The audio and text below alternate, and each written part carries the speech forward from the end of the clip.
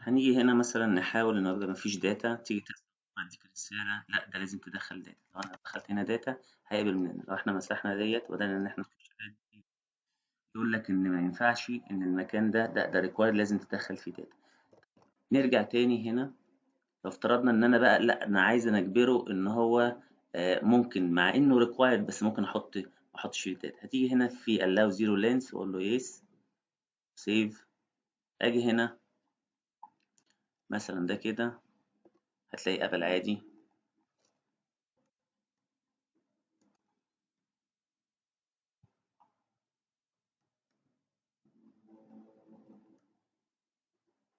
عادي جدا مفيش اي مشكلة. طيب ايه تاني ممكن نعمله هنا تاني؟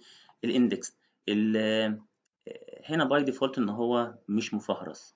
طبعا الاندكس دي لما احنا بنعوزها عشان لو في افترضنا ان في فيلد عايز نشتغل عليه ان هو يتعمل فلتر، لما اجي اقول له الشرط الفلاني يكون بناء على كذا الشرط كذا، ده بيساعدنا ان الداتابيس تبقى اسرع طبعا نشتغل عليها، فعشان كده بنعمل له اندكس. لكن لو احنا مش هنستخدمه في حاجه تانية وهنستخدم مثلا البرايمري كي او اي حاجه تانية فيها متفهرسه مش مستحب ان نعمل لها اندكس.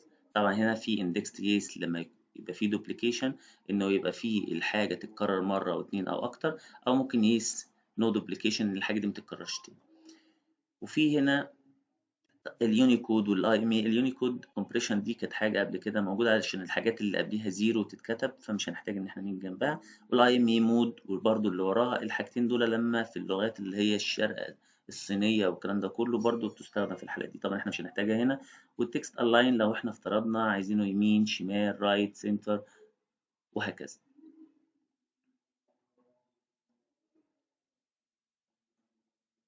في هنا حاجه بقى تانية اسمها اللي هو لوك اب. طيب ايه اللوك اب ده؟ انا عايزه يختار. طب انا ممكن اعمل لوك اب مثلا هنا اخليه ليست بوكس. ايه الليست بوكس ده؟ اجي هنا مثلا انا عايز فاليو ليست.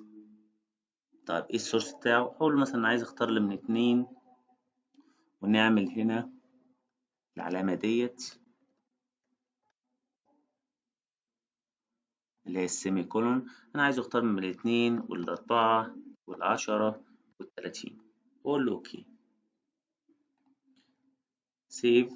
اجي اشغله هتلاقي هنا ريكوردز جديد، عندك هنا لستة تختار منها.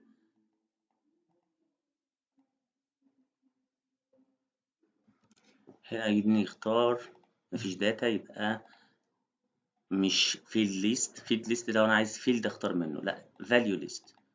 فاليو ليست واجي اشتغل عليها هتلاقي هنا لستة اهو اللي احنا قايلينه 2 4 10 30. طبعا هو قبل ارقام هنا لان الشورت تكست ده يتقبل فيه يتعمل تكست او رقم، لكن لو هو نمبر او اوتو نمبر ما ينفعش غير ايه نمبر بس. طيب فاضل ايه؟ ادي افرض بقى انا مش عايز كده، انا عايز ان انا الراجل ده يختار من تيبل. هقول له لوك اب. انا عندي هنا اخليه كومبو بوكس، وهاجي الرو سورس ده هقول له تيبل او كويري. طب تعالى هنا نعمل كويري، نعمل ادي سيف، ونيجي هنا نعمل تيبل تاني، تيبل ديزاين تاني هنسميه مثلا ادي الاي دي عادي جدا، ونقول نيم مثلا عادي ده نمبر، او حتى خليها اوتو نمبر برضو، ودوت نخليها شورت تكست عادي، ونسجل تيبل ماشي، نخليه برايمري ماشي اللي هو الاي دي، ونيجي ندخل فيه داتا. لو افترضنا اول نيم اللي هو دوت، تاني نيم دوت، تالت نيم دوت، مثلا اي حاجة او حاجات كمان عربي ماشي. ده تيبل 2. نرجع للتيبل 1 تاني، ونيجي نقول له اختار لنا هنا الشورت تكست ده. احنا قايلين لوك اب هنا، انا قايل له تيبل، يبقى السورس ده مش هيبقى كده. السورس هنا هنيجي نختار نقول له انا عايز تيبل 2. طيب اوكي تيبل 2 اهو، واقول له ماشي اوكي كلوز سيف، وهقول له ادي سيف واجي اعمل له رن. نيجي نشتغل هنا هتلاقي التيبل الموجود 1 2 3 4 اللي هي الاي دي بتاع التيبل دول 1 2 3 4. ولو انا كمان عايز اعدل بدل ما يختار لي هو 1 2 3 4، لانه يعتبر عمل زي ريليشن بالتيبل التاني. لما تيجي تختار هو بيشير للريكوردز بتاعت التيبل التاني اللي هو ده 1 2 3 4. لو انا جيت عملت كده هتلاقي بص، اجي في التيبل الاولاني لما اجي انا اختار اهو، بس نقفله تاني، هتلاقي هنا لغاية 6 اللي انا اشتغلت عليه.